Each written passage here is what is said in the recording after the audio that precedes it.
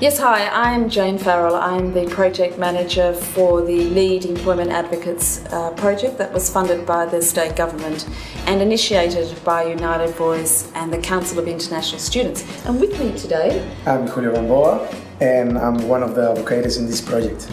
Our focus on the grant was to make sure that we spoke to as many international students as we could.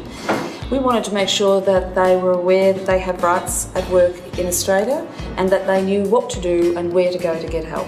Julio was one such student who stood up to do some training with the union. Yeah, I started this training because I personally believe in the work rights that every international student has and how to help them or let them know what are the bodies that they can find in Australia to help them if they are getting trouble with their employers.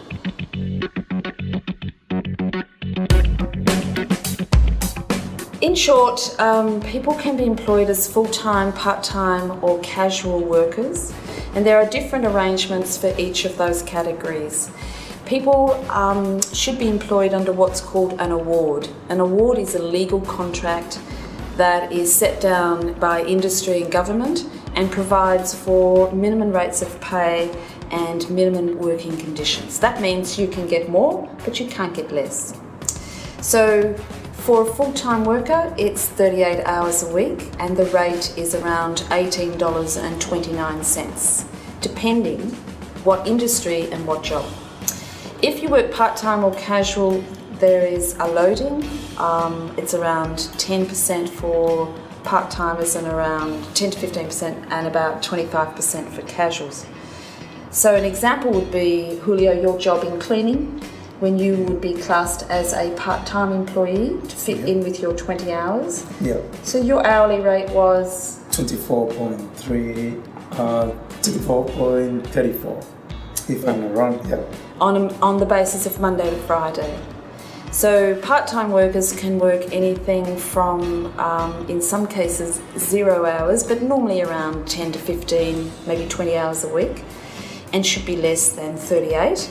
And a casual can work 0 hours or up to 38. Now, many casuals, of course, are only working when there's work to be done.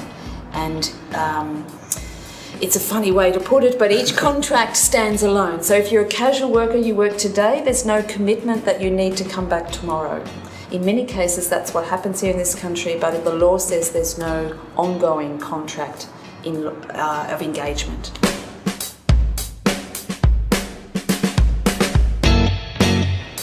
Well, trial, there is no such a thing as a trial. Probably, if you get into one with for example, a restaurant, you can perform any activity during 2 or 3 hours. If you are agreed to do so, if you're agreed, they couldn't say that they're not gonna pay you for those hours. But if you are planning to do a trial for the whole day, you should get paid for it. So that's personally what happened with me. I got a trial for a couple of hours, and they say, okay, you're not gonna get paid, but you can start working tomorrow. And I got the job. And another case was I got the trial for the whole day, but I did get paid for it. A trial should only be to show the prospective employer that you've got the skill set that they're looking for. So if you're a barista, you can make a cup of coffee. That takes, 5 minutes? And 5 minutes to drink. So that's a very, very short trial that's needed. If you want to show how to carry plates, again, that can be done in a short period of time. Many international students are forced to work trials in inverted commas and end up over a week or 2 weeks with no pay at all. That is against the law. There's a full-time rate which is around $18.29 depending on the industry that you work and the job that you have. Now, the more skills required in the job, then the higher the pay, obviously. But from a basic level of paid work for people starting is around $18.29 for full-timers. If you're part-time, that rate should probably go up to around, and again, these figures are not set in concrete because it depends on the job that you do. around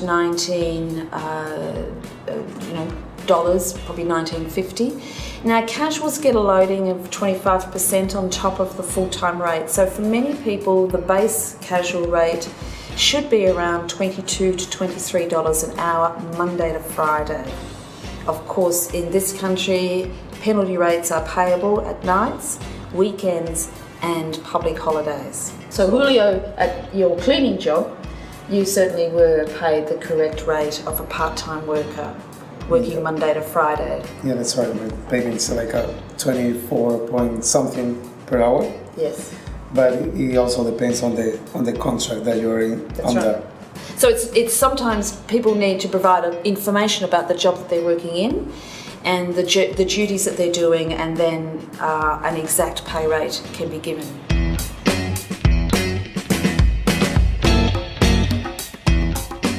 So if you're not paid the correct rate, and we found that many international students were not.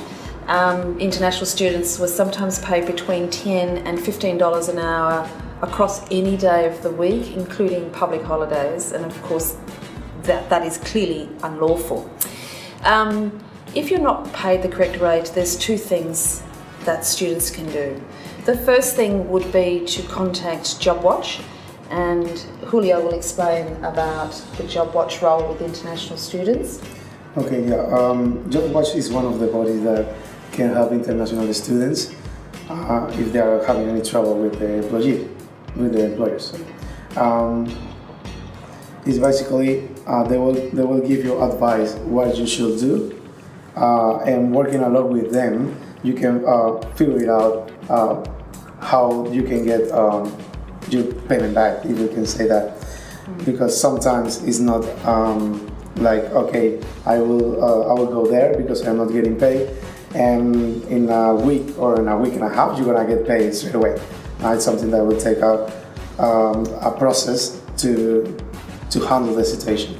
And the JobWatch runs a service at Study Melbourne Student Centre at down near Southern Cross Station every Thursday mornings, and you just make an appointment by telephoning them first. Fair Work Ombudsman will also help.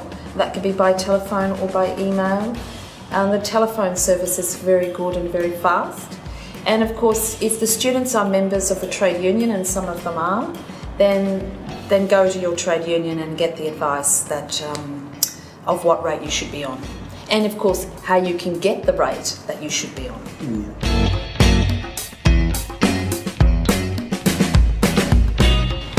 So generally speaking, the 20 hours is correct for students coming here to work during their study. But there can be a combination of hours and how they work that. So if it is 40 hours a fortnight, and in some jobs this might happen, where you might be needed to work 30 hours one particular week and 10 hours the following week in that same fortnight. But the hours must not exceed 40 in that fortnight. If they do, Julio is right, then that could lead to very serious problems for yourself and for the future of your study here in Australia.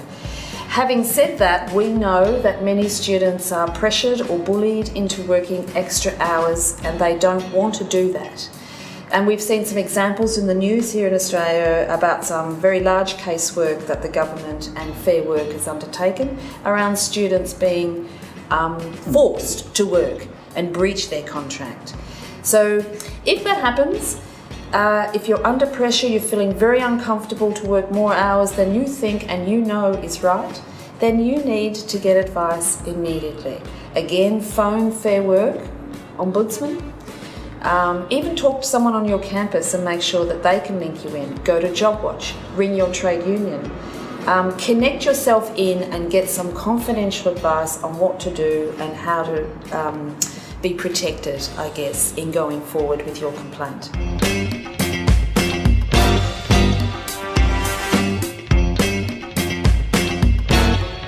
Strictly speaking, no.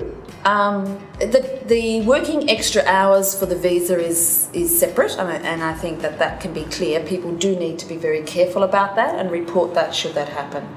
But if a student is working cash in hand, and we know that there are many that do, unaware that that is itself an illegal way to receive wages, then will have no impact on a visa if they wish to complain.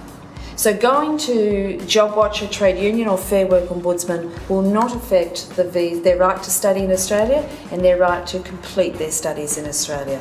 In fact, what we all want to see here is that students know that they have the same rights here as everybody else, and they have the same right to exercise those rights, and they should not be afraid or worried about doing that.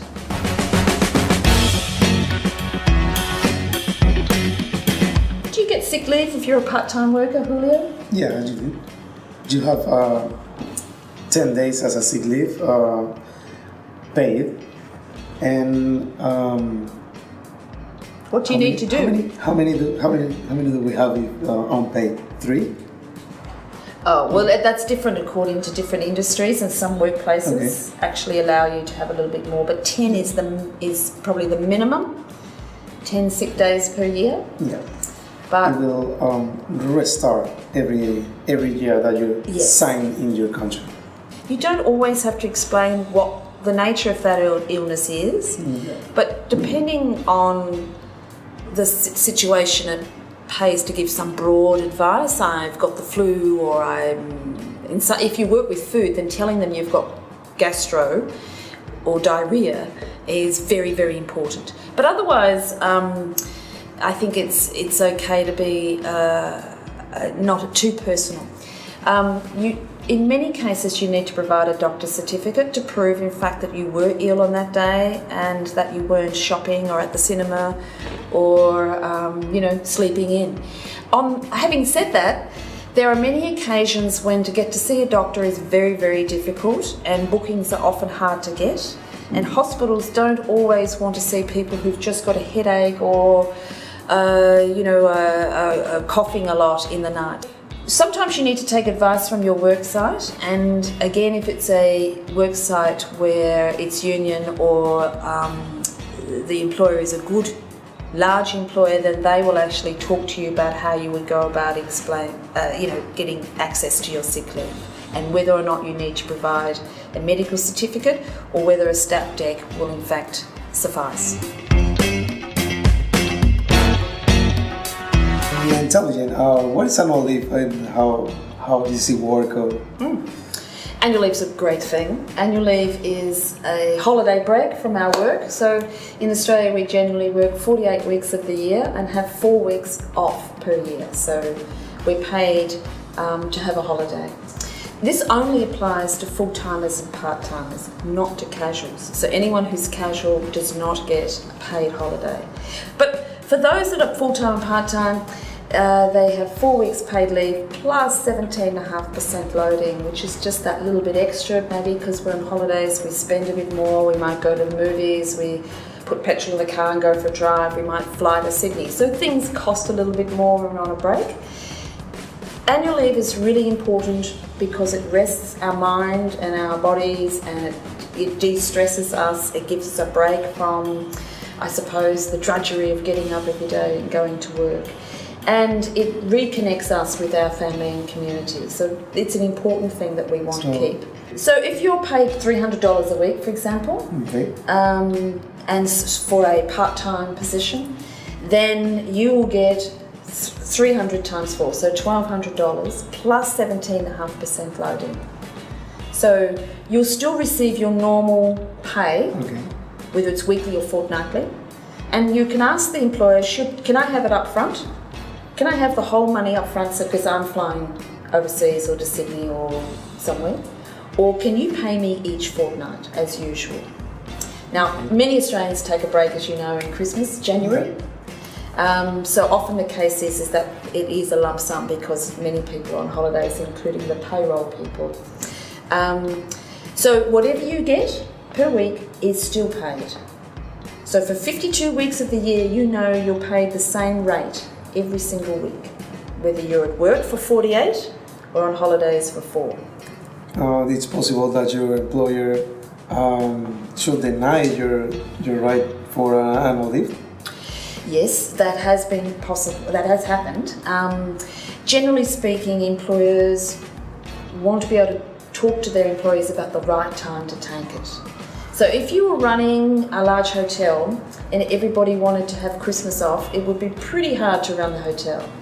So there has to be some give and take. This is a common thing we say in Australia. So we listen to their needs, they listen to ours, and we meet in the middle. If an employer is unreasonable, and that means it's just being difficult and refusing to give annual leave, then the students need to go and talk to someone about that. Can go and get some help for the same bodies. Exactly. In some cases we want to accrue. So accrue means we want it to, for this year, to go a little bit into next year, because we have 4 weeks every single year. Okay. So if I wanted to fly overseas, then maybe 8 weeks is more attractive than 4 weeks. But the employer does not have to agree to that. But we find that in many circumstances people do agree. This is a country full of migrants after all, and we all know that there's a connection somewhere to home. But it does need to be discussed and agreed. Yeah, actually you need to give a notice to your employer, and say that, okay, this is my letter of resign, and you have to, or your employer is expected to have you for the following 2 weeks in order to they find another person to carry on your duties. It does depend sometimes on how long you've been there. So if you've been there less than a year, then it's depending on the award and the job, and whether there's another document called an enterprise agreement, which comes over the top. It might be a week. If you've been there 5 years or more, then it could be up to 4 weeks' notice. And Julio is right, it should be in writing. You should submit a letter, or in some cases there's a form that the employer might have. You need to work out that notice period. If you don't work out the notice period, the employer may be able to keep some of the money that you would have accrued. So if you give 2 weeks notice, you can assume that you've got 2 weeks pay coming. If you only work one of those weeks and then disappear, then the employer might keep the other week. So unless there's circumstances like illness or something unexpected. All other entitlements should be paid at the end of your termination of employment. That means any annual leave that hasn't been paid, and loading, any time worked, anything that's due to be paid should be paid to you on the last day that you leave.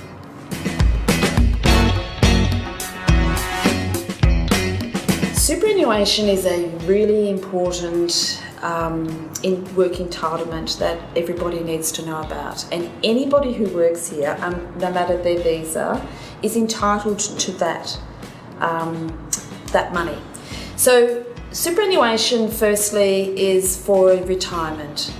So an employer must pay 9.5% of your gross salary. That means 9.5% of your before tax amount.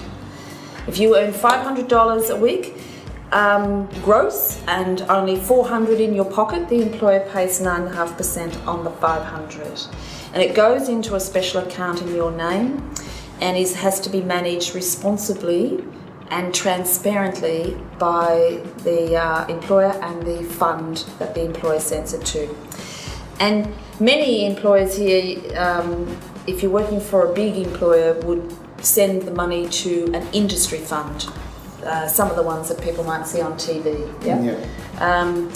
Now, for a student, if you are leaving the country permanently, so perhaps you've worked for 4 or 5 years, and therefore you've got some money in your superannuation account, bear this in mind, that the 9.5% is paid if you earn $350 or more a month in the hospitality industry, or $450 or more in every other industry.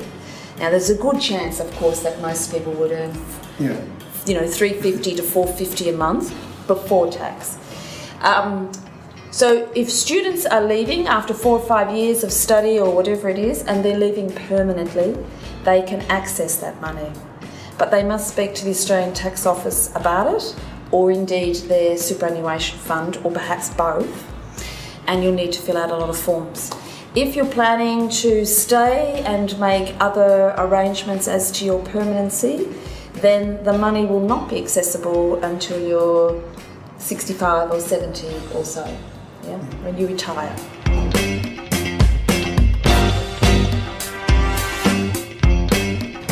Well, in that case, you can go to these bodies that we already mentioned before, which are JobWatch, and you can get an appointment with them, explain the situation, and the best thing that you can do is have a journal and what is been happening in the past few days, and show that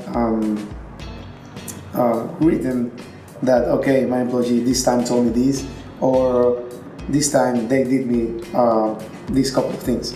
It's good to have that. After you got the journal, you can go make an appointment with JobWatch, and then, okay, this is what's been happening the last few days, and they can help you with that. If you're being pressured or bullied or harassed in any way at work, please talk to someone about it.